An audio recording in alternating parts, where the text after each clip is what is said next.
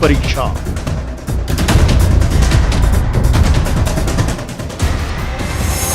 REET level 2 रद्द, लेकिन उठे कई सवाल। जानलेवा अलग राय हो एक पर है। रीट अभ्यर्थियों के कई सवाल। सीबीआई की जांच हो ताकि जो भी दोषी है ऊपर लेवल तक सरकार गुमराह ना करते हुए उन पे कार्रवाई करते हुए सीबीआई जांच करवाए। जिन विद्यार्थियों के अधिक नंबर थे उनके लिए ये दुर्भाग्यपूर्ण भर्ती रही है। पारदर्शिता से दोबारा एग्जाम कराना बड़ी चुनौती। लेवल 2 रद्द करने के बावजूद नहीं थमी सियासत।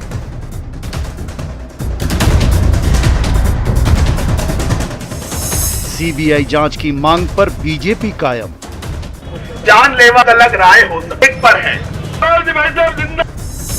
सतीश पूनिया का ट्वीट, लेवल 2 को रद्द करना समाधान नहीं। रीट की फिर अग्नि परीक्षा।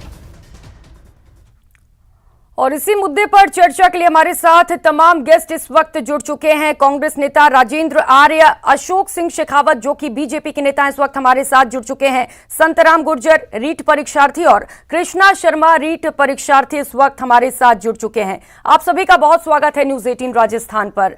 सबसे पहले संतराम जी आपके पास आना चाहूंगी। सरकार ने लेवल 2 की परीक्षा रद्द कर दी है, कितने संतुष्ट हैं इस फैसले से आप? देखिए मैम, परीक्षाओं को रद्द करना एक ठोस कदम नहीं है। हम चाहते हैं कि मेरे जैसे लगभग 30-31 हज़ार जो विद्यार्थी हैं उन्होंने अपना पूरा समय दिया है। हम समय की भरपाई नहीं कर सकते। परीक्षा को रद्द कर दिया, ठीक है, दोबारा ऑप्शन मिल गया, इस चीज़ को हम मानते हैं, लेकिन जो समय जो हमारा वेस्ट हुआ है उसकी तो कोई कदर नहीं हुई। इसके अलावा आर्थिक रूप से और मानसिक रूप से जो हमें परेशानी का सामना करना पड़ेगा वो तो है ही है। इसके अलावा ऐसे अनेक जो विद्यार्थी हैं जो जिन्होंने एक अच्छे अंक लेके आए, 130 प्लस लेके आए हैं, तो उनके लिए सरकार के पास में क्या रणनीति है? एक कमेटी बना दी गई है, लेकिन उस कमेटी की क्या रिपोर्ट आएगी? और इसका मतलब ये हुआ कि जो इस बार जो विद्यार्थी पास नहीं हुए थे उनको क्या मौका मिलेगा? कई सारे सवाल छोड़ दिए गए यहाँ पे। जी बिल्कुल संतराम, कई सारे सवाल हैं। कृष्णा शर्मा, अब क्या कुछ मांग है सरकार से आपकी, क्या कुछ चाहते हैं? देखो परीक्षा रद्द, जी मैम जी, परीक्षा रद्द करना ही सब कुछ नहीं होता। अब जो भी ये भ्रष्टाचार हुआ, पेपर लीक हुआ, इनमें जो भी लिप्त हैं, चाहे वो अभ्यर्थी हो, चाहे कोई अधिकारी हो, चाहे कोई नेता हो, कोई भी हो, उनको कड़ी से कड़ी सजा मिलनी चाहिए। और आगे जो भविष्य में आने वाली भर्तियां हैं उन भर्तियों में कड़े से कड़े कानून बनने चाहिए।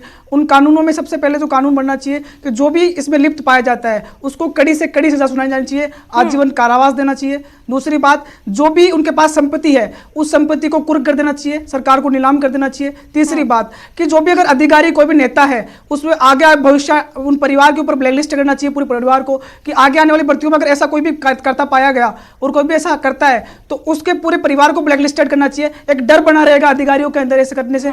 तो मैं यही मांग करूंगा कि कड़े से कड़ा नियम सरकार को बनाना चाहिए। राजेंद्र आर्य जी, परीक्षार्थी मांग कर रहे हैं कड़े से कड़ी सजा मिले जो भी दोषी हैं सभी को, क्या मांग पूरी हो पाएगी?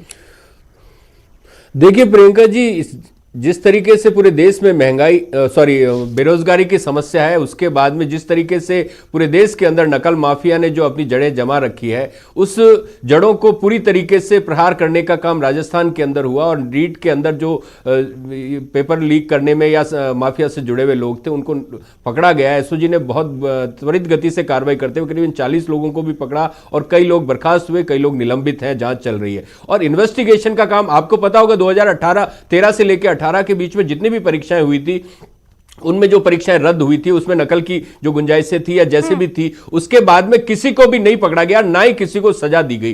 तो लगातार अब राजस्थान की सरकार ने, माननीय मुख्यमंत्री जी ने कहा कि भाई किसी भी स्तर पर कोई भी अगर चीज हुई है तो उसको बख्शा नहीं जाएगा और उसके ऊपर सख्त कार्रवाई होगी। यहां पर मैं ये बताना चाहता हूं कि जो आने वाला विधानसभा सत्र है उसके अंदर सरकार एक बहुत ही सख्त और कड़ा कानून बनाने जा रही है नकल माफिया को या पेपर लीक करने वालों को या जो अनफेयर मीन्स का नकल के अनैतिक रास्ते अपनाने वालों के लिए सख्त कानून बनाने की सोच रही है। और दूसरा, इन अभ्यर्थियों के लिए भी भरोसा देना चाहती है कि इस तरीके की भविष्य में नहीं होगी। और राजस्थान के अंदर जो नकल माफिया पकड़ा गया उसकी जो जड़ें हैं पूरे देश के अंदर फैली हुई है, राजस्थान को उसमें बेकार हुआ। देखिए, समय बेकार हुआ। आपको पता होगा पूरे देश के अंदर नकल माफिया सक्रिय है, सर, जवाब नकल दीजिए। माफिया सक्रिय है तो राजस्थान में वो पकड़े गए हैं, राजस्थान में पकड़े ठीक गए है, हैं, तो आप निश्चित ठीक है, मान के राजेंद्र जी, चलिए आपके कि पास दोबारा राजस्थान में ही होंगी। इनके अशोक ऊपर सिंह सख्ती शेखावत से जी, कार्रवाई होगी। किस तरीके से देखते हैं सरकार के इस फैसले को? देखो कि रीट की परीक्षा का जो आयोजन हुआ उससे पहले आप देखिए कि आपके 26 सितंबर से पहले कांग्रेस ने किसा इवेंट किया और कैसे हाई उल्ला किया कि हम रीट के एग्जाम इतना अच्छी तरह से करवाएंगे, सबको मुफ्त में जाएंगे, परिवहन सेवा देंगे और इस प्रकार से कोई नकल का तो होगा ही नहीं, मतलब जम के। और हमने उनको सूचित किया कि नकल होगी, संगठित गिरोह फैल रहा है, लेकिन ये विपक्ष क्या छात्रों की नहीं सुनी इन्होंने। और फिर वह होने जिस दिन एग्जाम हुआ उसके बाद देखिए इनकी क्या क्या स्टेटमेंट आई उसके बाद के अंदर। बोले कुछ लोग चल रहे हैं शहीद स्मारक पर जाकर धरना दे रहे हैं, इनको पकड़ो, ये गलत अफवाह फैला रहे हैं। लेकिन आज आप देख लीजिए अफवाह कौन कौन फैला रहा है, क्या हुआ उसके परिणति आपको पता है, कितने लोग अंदर गए हैं और कौन कौन लोग हैं। और जो इनके तत्कालीन जो माध्यमिक शिक्षा बोर्ड के अध्यक्ष थे उन्होंने कहा कि राजनीतिक संरक्षण और लोगों को भी मिला हुआ है, बड़े बड़े लोग हैं, बड़े बड़े कौन लोग हैं वो सरकार बताए, लेकिन सरकार बता नहीं, भग रही है इधर से उधर से। हम कह रहे हैं सीबीआई जांच कर दीजिए, छात्र कह रहे हैं सीबीआई जांच कर दीजिए, उनके पेरेंट्स कह रहे हैं सीबीआई जांच कर दीजिए। और लाखों लोगों के जो सपने थे बेरोजगारों को, उनका तोड़ने का काम किया, उनको साथ छलने का काम किया है इस सरकार ने। और आप देखिए अशोक जी ने जो भी कहा उस पर आपसे प्रतिक्रिया लेंगे। सबसे पहले संतराम जी, आप ये बताइए कि बीजेपी लगातार कह रही है कि हम अभ्यर्थियों के साथ हैं, क्या आपको ऐसा लग रहा है सही मायने में आपके साथ खड़ी है या सिर्फ राजनीतिक रोटियां ही सेकी जा रही हैं? देखिए, अभ्यर्थियों का कोई सगा नहीं था। हम पिछली बात भर्तियों की करते हैं, उससे पहले 2012 की कर लीजिए, 2009 की कर लीजिए, पेपर आउट का सिलसिला कब से ही चला आ रहा है लगातार। लाइब्रेरियन भर्ती की बात करते हैं 2018 की, उसमें पेपर लीक हुआ था। पेपर लीक होने के बाद में पेपर आउट उसको रद्द कर दिया गया, लेकिन आज तक भी उसके जो आउट करने वाले जो गिरोह थे उनको नहीं पकड़ा गया। तो कहीं ना कहीं मैं मानता हूं कि चलो ठीक है, सरकार जो भी आश्वासन दिया है, अभी पेपर को रद्द किया है, बीजेपी का भी जो सपोर्ट मिल रहा है, ठीक है, रीट परीक्षा की क्यों ना सीबीआई जांच करवा दी जाए, जिससे साफ साफ क्लियर हो जाए कि और इसमें कौन कौन लोग लिप्त हैं, आगे की कार्रवाई तक जाना चाहिए। ठीक है संतराम जी, अभ्यर्थी तो कह रहे हैं कि सिर्फ राजनीतिक रोटियां सेकी जा रही हैं, सही मायने में कोई नहीं खड़ा अभ्यर्थियों के साथ, ना कांग्रेस ना बीजेपी। बिल्कुल बिल्कुल बिल्कुल। देखिए, क्योंकि दोनों तरह से हम देखा जाए, क्योंकि हमें चाहिए सिर्फ, क्योंकि समय की बर्बादी हो गई, पैसे की बर्बादी हुई, दोनों चीज़ों का टाइम वेस्ट हो गया, और उसके बाद में अभ्यर्थियों के पास में आज भी ऑप्शन नहीं है कि आगे क्या होगा। ठीक है, एक पात्रता परीक्षा हो अशोक गई, जी एक जवाब विषय दीजिए। की हो गई, लेकिन होगा क्या, प्रोसेस क्या है इसका? मैं बताऊं कि इन्होंने कहा कि जिस प्रकार से सही है, छात्रों की वाजिब मांग थी, 3 साल के अंदर 15 के लगभग छोटी मोटी भर्तियां उन्होंने निकाली। ठीक है, उन भर्तियों के अंदर सब में क्या तो पेपर लीक हो रहे हैं, डमी कैंडिडेट बैठ रहे हैं, या इनके कारण से प्रशासनिक त्रुटियों से दोबारा से एग्जाम हो रहे हैं, दोबारा से कोरोनम निकाल करके एडवर्टाइजमेंट री एडवर्टाइजमेंट निकाले जा रहा है।